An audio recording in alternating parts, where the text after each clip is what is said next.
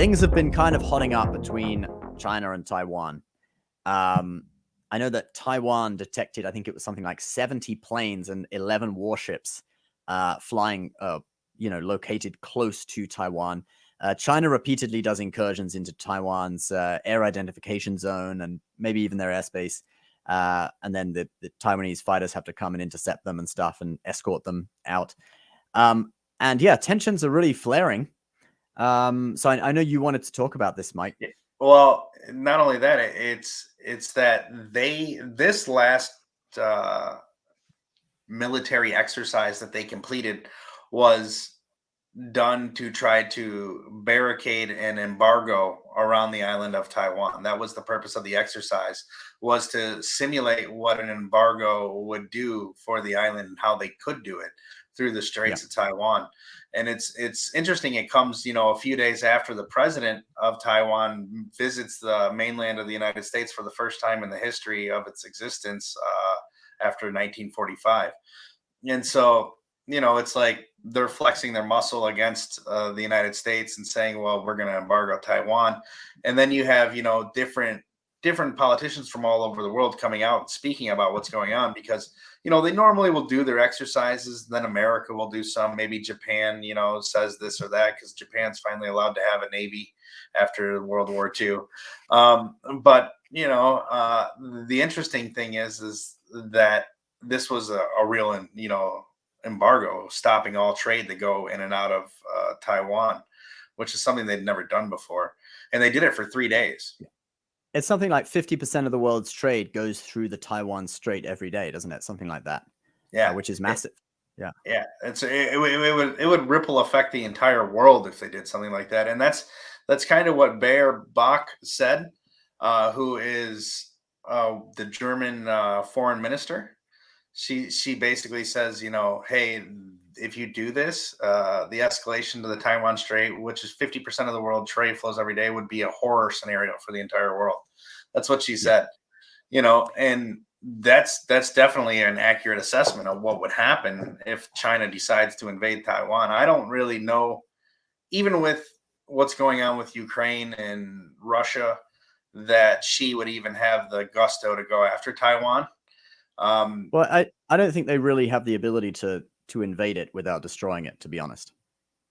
Well, yeah. Well, look at the military size of Taiwan, considering the land mass of the country. It's pretty small, right?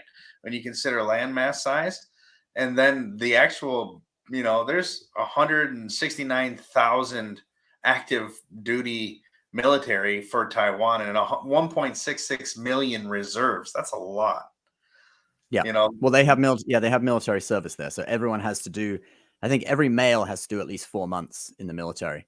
Doesn't mean every male is necessarily some hardcore soldier, because one of my friends from Taiwan, he was in the military there, and he ran a karaoke room for the senior officers while he was in the military. But anyway, everyone has at least done some military training, right?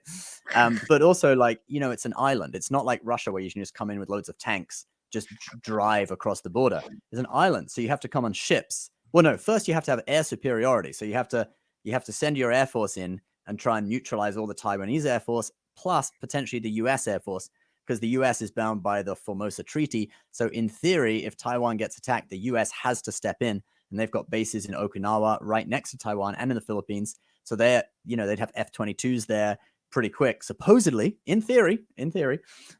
So even if you got air superiority, which you probably wouldn't, because studies have shown that the U.S. would win, even though it would be quite a damaging war for the U.S. They'd lose a lot of planes, but it would be eventually the U.S. would win the air superiority war. But then even if you won that, you'd have to come with ships through minefields, and then you'd have a D-Day World War II beach scenario where your guys would have to literally come on the beaches and be shot at from hills and stuff.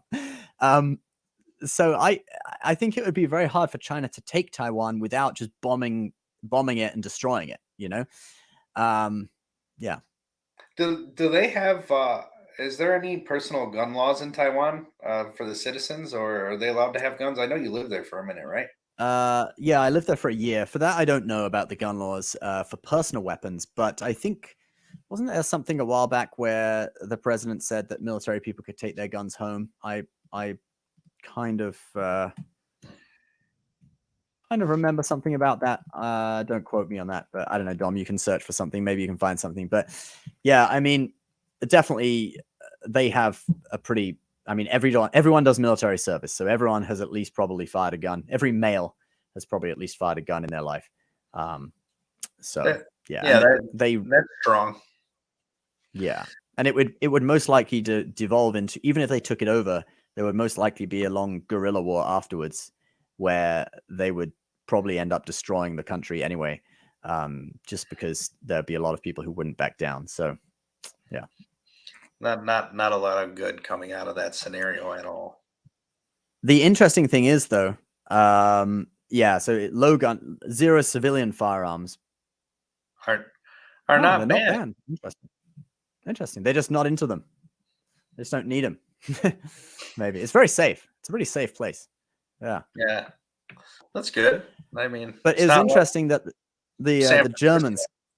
It's not like San Francisco. No, Elon Musk's not going to be tweeting about it. But it was interesting the Germans came out and said that, because that comes off the heels of the French president Macron coming back from China, where he had a 6-hour meeting with Xi Jinping, and him saying that France probably wouldn't intervene, or words to that effect, France wouldn't intervene in Taiwan, right? Wouldn't support the US against China in Taiwan, which was pretty shocking. And it got a lot of European countries angry, especially the Eastern European countries that used to have communism.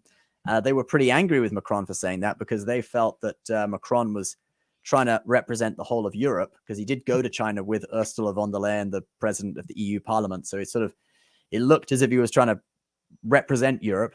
And so, Poland come out with a statement about it. Czech Republic, they were all pretty annoyed and said basically they wanted more of the US, in partnership with Europe. They wanted to support the US, including in Taiwan, etc. So, he and the French actually canceled some of their press conferences to do sort of damage control afterwards, because his statements were pretty damaging. Isn't that like the birthplace of democracy, France? And no, Greece. Well, okay. Greece is, but I mean, France is like, it's been a republic for longer than a lot of other European countries, because it became a republic like after the French Revolution, right, or something. Yeah, so, right. I think that their country prides themselves on being like the leadership of democracy across the globe right now. And then you have someone who's going to the CCP saying, "Yeah, you want to go and invade a sovereign nation? Go for it." And it's interesting. The CCP has said that they lay claim to Taiwan. No way in shape or form have they laid claim to Taiwan since the CCP existed. And that's right. Yeah, it's never been part of CCP China, People's Republic of China. For me, I would say, before any time after the dynasties, it would be hard to say that Taiwan was part of China. And even before, like all they really had was the Ming and the Qing dynasties. Before that, it wasn't part of China. Yeah, so it was like during the Ming, it wasn't even a province; it was just like an outpost or something. They got it from the Dutch, and then during the Qing, it did become a province of China. And then it was, I think in 1895, it was taken over by the Japanese and controlled by the Japanese for 50 years until the end of World War II. And then it became part of the Republic of China. And then, of course, they came over en masse after World War II. So if you go there, it is very much Chinese, even though a lot of people there don't like that term. And actually, half of them do like that term, and half of them hate that term. But it is obviously, you're speaking Chinese, and everyone looks Chinese, and Chinese characters everywhere. So it is Chinese culture. There's a better word for it in Chinese, 中华文化 or 华人. They don't say Chinese people. They have another word for it that sounds, it's more like about the ethnicity or the culture, right? Taiwanese? Political. Well, no, that's a different term. Yeah. So they have a word in Chinese that you can kind of say that sort of, it means Chinese, but it doesn't really politically mean Chinese. Anyway, but so I would say, I mean, from my opinion, it is sort of, well, I don't really want to say, I don't want to get told off by people, so we'll leave it at that. Although I think that the Taiwanese would have a lot less of a problem with being called Chinese if the CCP didn't exist. Oh, of course. I mean, right. that's that's the biggest problem I think in China and that whole region is that the CCP does exist. I mean, Yeah. their influence and their atrocities that they've committed over the last 80 years have just, they'll leave the darkest spot on the world has ever known.